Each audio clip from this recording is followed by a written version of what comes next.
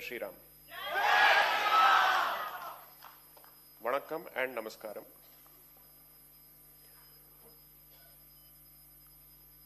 My mind is actually bursting with thoughts and possibilities, especially after hearing this man speak.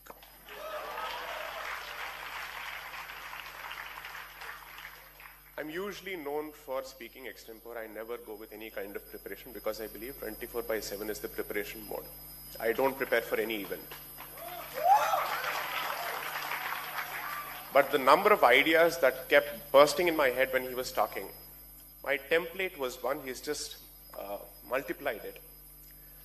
So let me thank Shivashri for giving me an opportunity to share space with Kamaraj 2.0.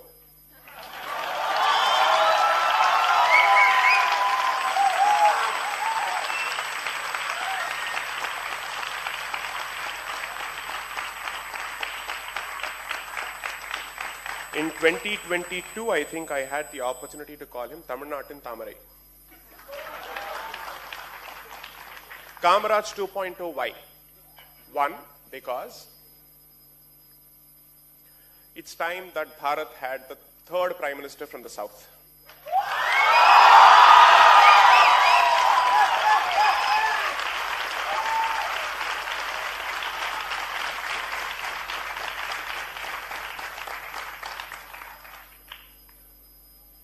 But before that, Tamil Nadu pudicha and the Putrino in 1967, அது முதல்ல ஒழியணும்.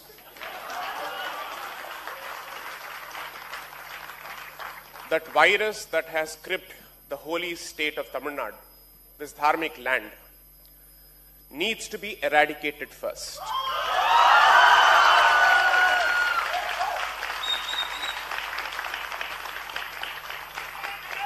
Kalam, Samayam, time has finally given us this option.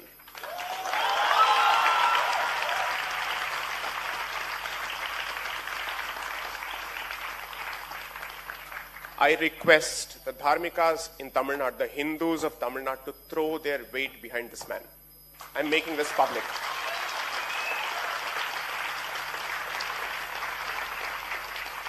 It is now or never. This is a do or die battle.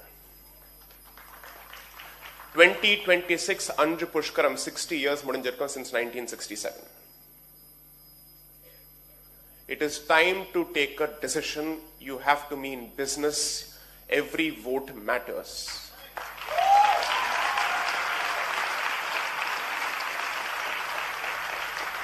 Every middle class vote, every thinking vote must not think of it as a holiday, must go out in the sun and do whatever is necessary. We are just 2 years away. This was not meant to be a political speech, but unfortunately, our land has been heavily politicized. Our religion has been politicized. I am left with no other option but to speak about this bluntly.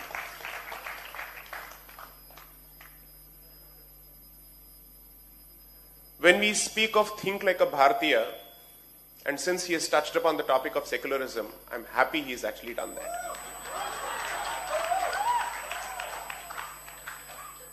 Over the last 3 years, something tectonic has taken place, and I think it's important for people to take note of it. I'm speaking in Tamil primarily because there's a YouTube audience that's watching, rather in English because there's a YouTube audience that's watching. And ennoda Tamil sila perukku pidikadhu. One, decolonization has finally entered Indian political discourse, and that's a fantastic victory.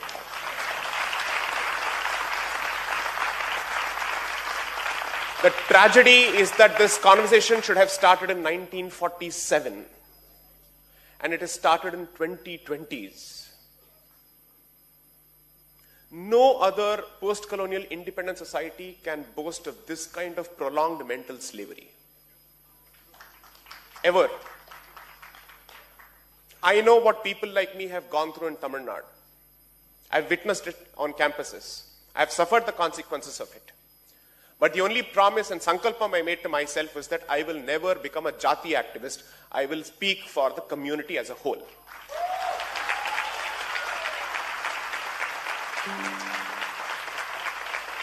I have no pretensions or delusions of becoming a leader at all under any circumstances or a representative, but I will certainly ensure that every ounce of my energy and brain is used to support people like him.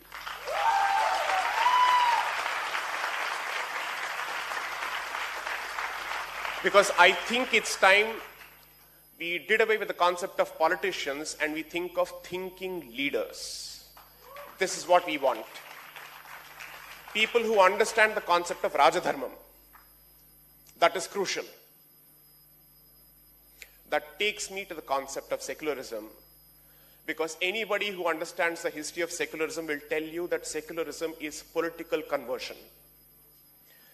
Its job is to sever your roots, your connection with your roots. Its entire purpose is to make sure that you forget your past. And it becomes the new religion because humankind cannot survive without religion. Therefore, secularism has become the new religion, unfortunately.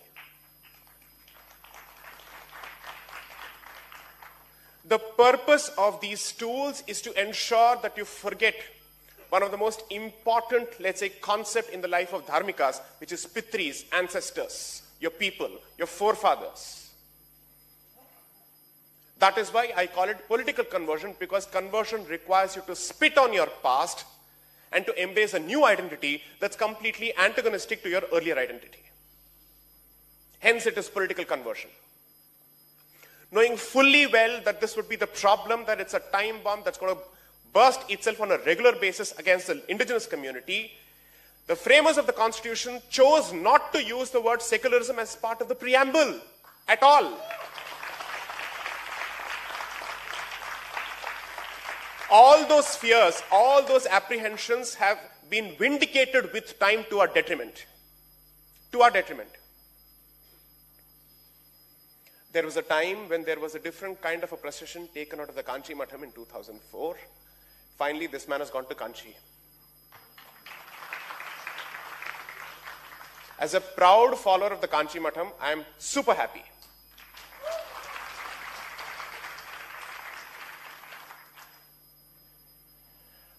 Think like a Bharatiya. You can't think like a Bharatiya as long as you embrace secularism, is my humble submission. It is cognitive dissonance. If you think like a Bharatiya and also wear secularism as a badge of honor, you can't. They are incompatible. They are mutually destructive. And they are mutually exclusive. தமிழ்நாட்டுக்கு விடிமோக்ஷம் கிடைக்கிற வரைக்கும் பாரதத்துக்கு விடிமோக்ஷம் கிடைக்காது.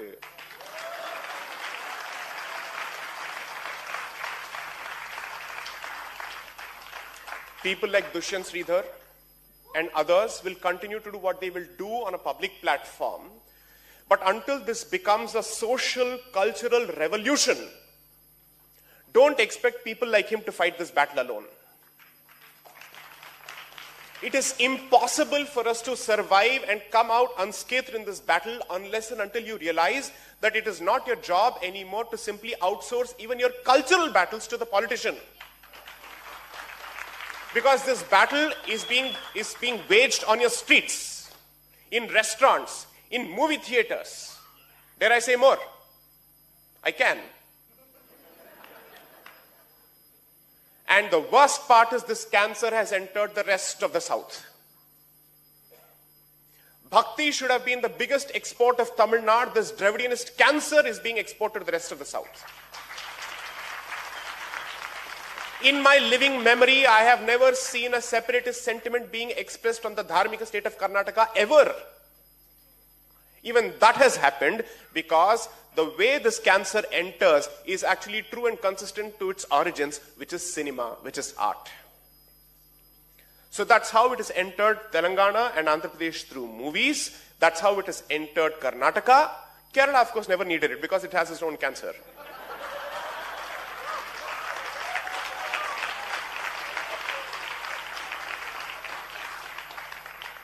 Parashurama Kshetram should have been known for a different red. It is being known for a different red. So the point is, this civilization is a dharmic civilization. Own it, embrace it, be proud of it. That is fundamentally decolonization. If someone says, does it mean that we should embrace everything about the past? When every time I speak of decolonization, I get this nonsensical statement, I'm forced to say, does it mean that you have to spit on your past? No, you don't have to. These are not binaries. Anyone who chooses to focus exclusively on the problems of the past is not a well-wisher of this civilization, because according to him, there is nothing positive worth being discussed. You have to look at the entire history of the civilization as a whole. It's not a monolith. And this civilization is called a civilization thanks to the scale of its diversity. So the realities, the political realities, the jati realities, the economic realities have been different in different parts of the country, but we are all painted with the same brush.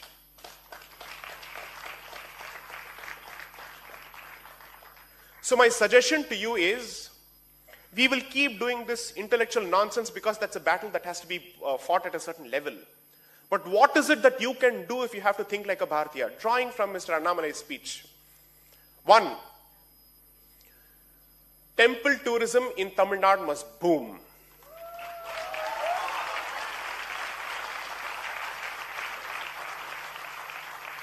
Repopulate our temples. Take back those spaces. Support all temple communities, the operative word being all.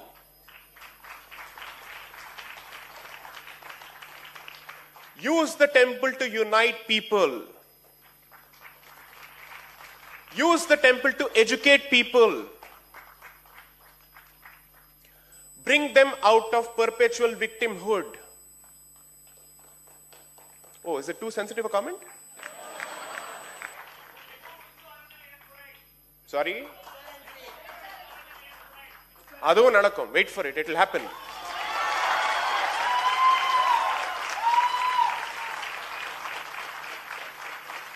Today, our temples are held ransom by an ideology that has vowed destruction of our religion, has taken an oath for it.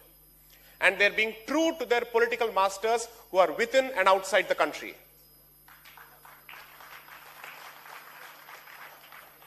The links go far beyond Bharat, and they've entered Europe. So you have to realize the magnitude of the problem that people like Annamalai face. These battles cannot be contested alone. I have no political affiliation whatsoever. I can say this bluntly with him being on the stage. My affiliation, my fealty, my loyalty is to my community, to my dharma, period.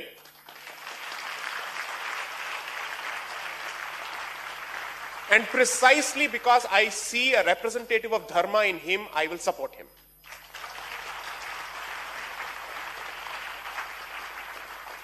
It is absolutely crucial that we understand the challenges. There are a lot of issues and deliverables that are entirely within our control. The first suggestion was going to the temple. There are Sardarjis, members of the Sikh community, who sing in Tamil, in Kumarangundam and other places. I've seen that happen. That is the unity of this land. Char Dham Yatra is impossible without coming to the south, and Sikhs also perform the Char Dham Yatra. The utter nonsense that is being peddled about this community is a direct consequence of our ignorance. In the age of internet, none of us has the excuse for being ignorant at all. You think it's easy for somebody like Dushyant Sridhar to wear the Tripunda and go to the television and face all the people from the D-stocks? The kind of hatred, the kind of poison, the kind of bile that is being hurled at people like him is unbelievable. How do these people function? Not on your support, but because of their inner spiritual core.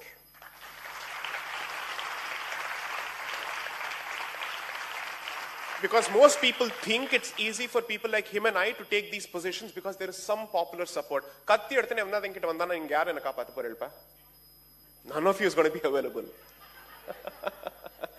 Your intention may be to protect us, but you cannot be available all the time. So the point is not to protect us, but to start finding replacements for us, keep creating them. These can't be personality-driven movements. Learn one thing from the Asura. Whenever you think of tapas, you think of the Asura, because Asura tapas is unbelievable. Because when they commit themselves to something, they latch on to it. I learn from the Devas as well as the Asuras. I'm very clear about it. We must start looking at producing Raktabija Devas. Every drop of blood in the land of Sanatana Dharma must create more Dharmika warriors.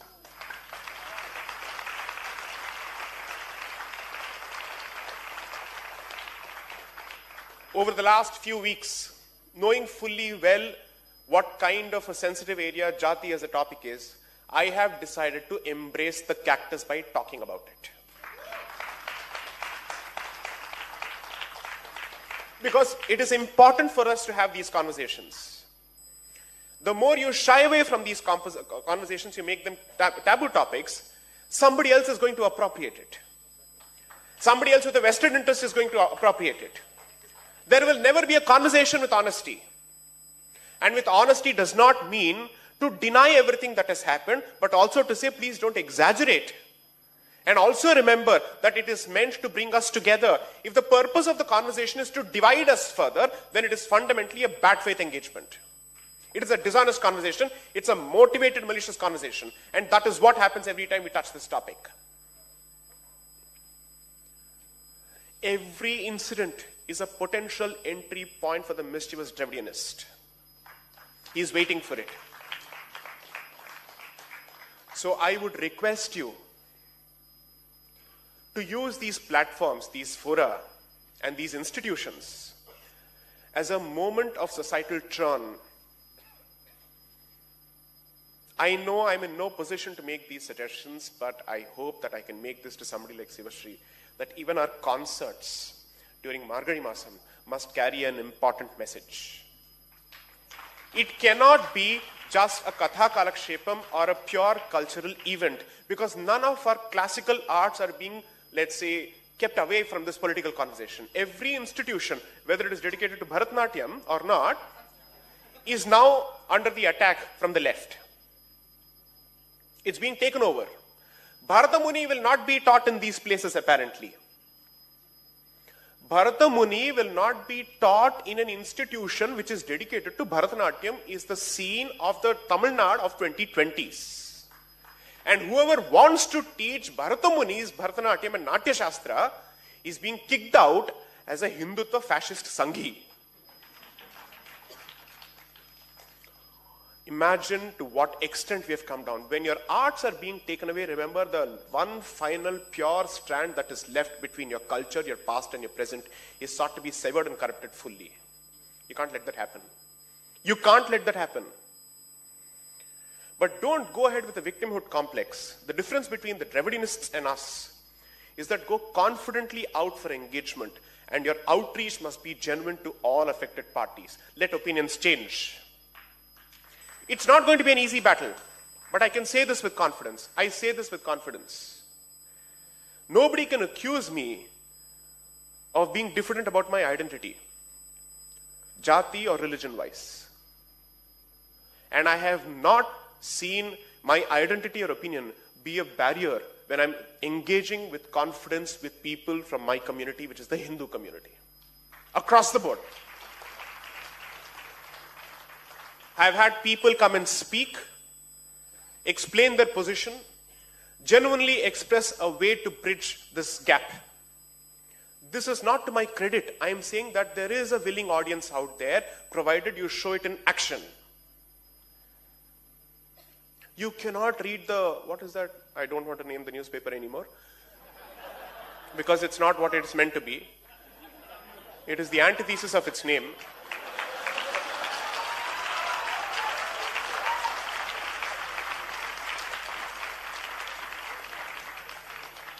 The Sri Maha Mao of Mount Road.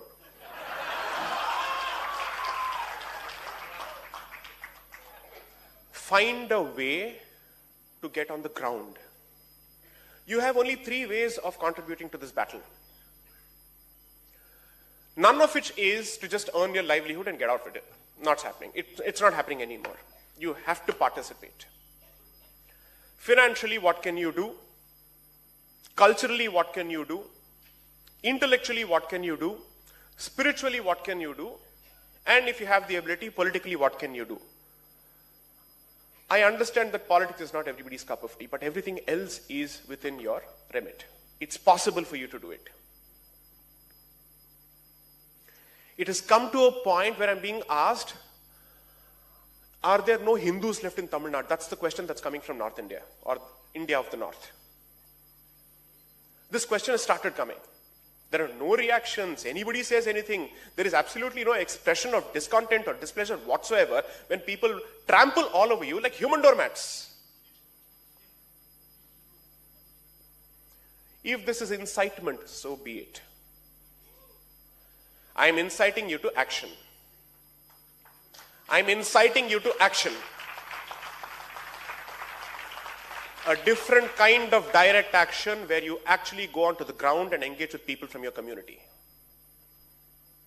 It is crucial. These 25 years will define and decide what shall be the way of the future post 2047. This is a battleground generation. Never before in the history of the last 400 to 500 years have we been presented with an option where you actually are in a position to speak with a unified political Bharat.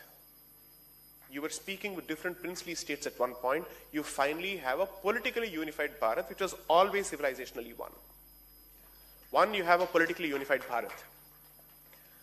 Then you have been given democratic ways of communication where you're no more dependent on the mainstream media with its own vested ideological interests. Social media has made possible the reach of voices like all of them. Who would have thought at one point that someone coming from Annamalai's background would be able to aspire for the best positions that this country's political system has to offer?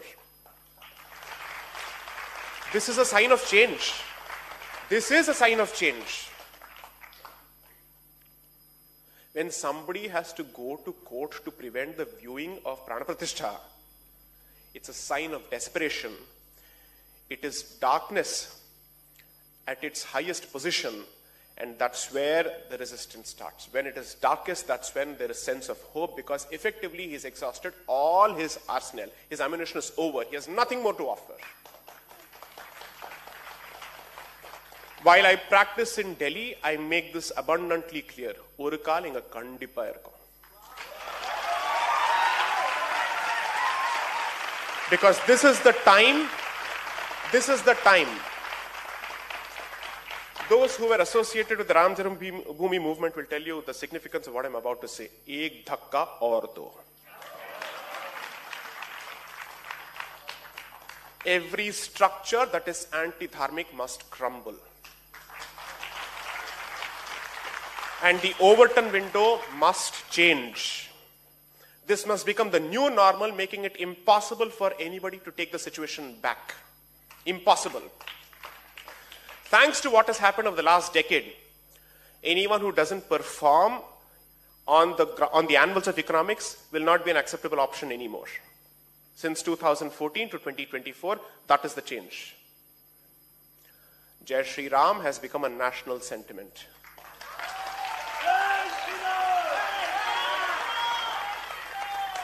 In the land of Ramsamy, Jai Shri Ram is back. They will all be forced to confront it. 3, don't underestimate the will and the commitment and the venom of the other side. They know no boundaries, they have no standards. The definition of standard is lost on them. The concept of decency and courtesy is lost on them. That's the kind of people you're dealing with. They have no respect for women. They are the last one to speak of feminism. They shouldn't hold forth on feminism at all. None of them know how to respect women whatsoever. They shouldn't be allowed to get away with this. I know I've upset the entire script I had in mind. But such is the effect that he has in terms of upsetting the established order.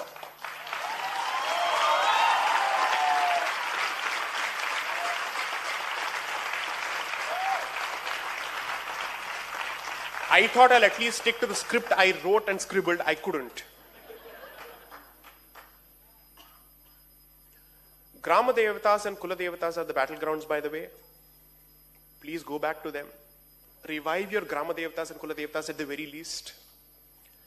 Because the divide that they are hoping to succeed in is to divide temples from Grama Devatas and Kula Devatas and say, no, these are two different strands altogether. One has got nothing to do with Sanatana Dharma, and this is all some Brahmin conspiracy. Please embrace those deities. I know for a fact that my own in-laws have Ayyanar as the Kula Devata, which means they also serve meat and toddy. That's what these idiots don't understand. They won't understand. Every temple has a paddhati. Whatever the temple says, we will do it. Period. It doesn't matter. It doesn't matter to me what is the origin of the priest. If the priest is a priest in a particular place of worship, you will surrender to his diktats as far as that institution is concerned.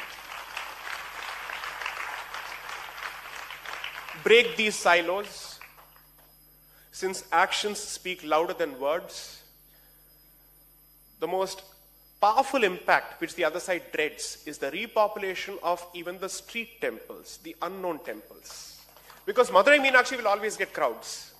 What about other temples? What about other temples? Go back to those temples, forge your sense of community, which is the one thing lacking in this community, and that's haunted us for thousands of years now. And our definitions of community are in micro definitions. Let us assume for a moment that I accept the reality that these micro definitions cannot be done away with because they have withstood the test of time for thousands of years. I can only make one point: respect every micro identity. Treat everybody with respect. Because if you don't do that, respect will be replaced by dangerous victimhood complex. When you do that, when you take every profession seriously, you'll realize that all the professions which were in the hands of our communities, which have been lost to others, can be reclaimed. Otherwise, they'll come and live like destitutes in cities. It's not as if Chennai has the ability to accommodate everyone who comes here. It doesn't have the resources for it. And since they know for a fact that their professions will not be respected in the places of their origin, they have no other option but to get out of the place. One is a loss of dignity, the second is a loss of opportunity. We have to address both. And that will happen when you start going back to these places, when they realize that there is more footfall. So revisiting your places of worship is not just about religion, it's equally about economics.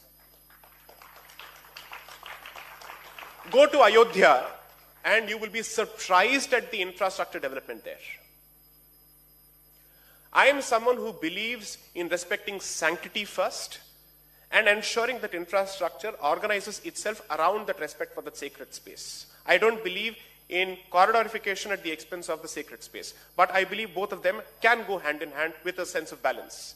In Ayodhya, you will not believe for a moment, some of those roads, most of those roads are better than Chennai's roads actually. And Bharatiyas know how to maintain infrastructure. The self-loathing thought that we don't know how to maintain infrastructure, Delhi Metro has been running fantastically since 2004. It's among the best in the world. Washington is really terrible, even in terms of its metro system. Delhi is brilliant. This is happening across the country. So when someone tells you you don't know the value of economics, you don't know the value of maintaining infrastructure, that you are not clean fundamentally, address each of these aspects. These are fundamental deliverables where he and I don't need to play a role. We have no business playing a role in that. We can only tell you, this is the big picture, find your places within. Some of these battles, it's for you to embrace. I don't want to say anything further. I'll take questions from the audience for at best 10 minutes, assuming we have the time for it. 5 minutes? Fair enough.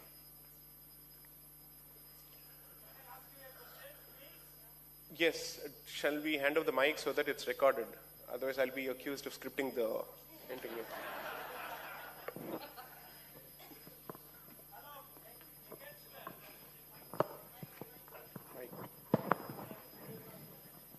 I think we'll go with lots of students first, please. Yeah, I would want to give students an opportunity first.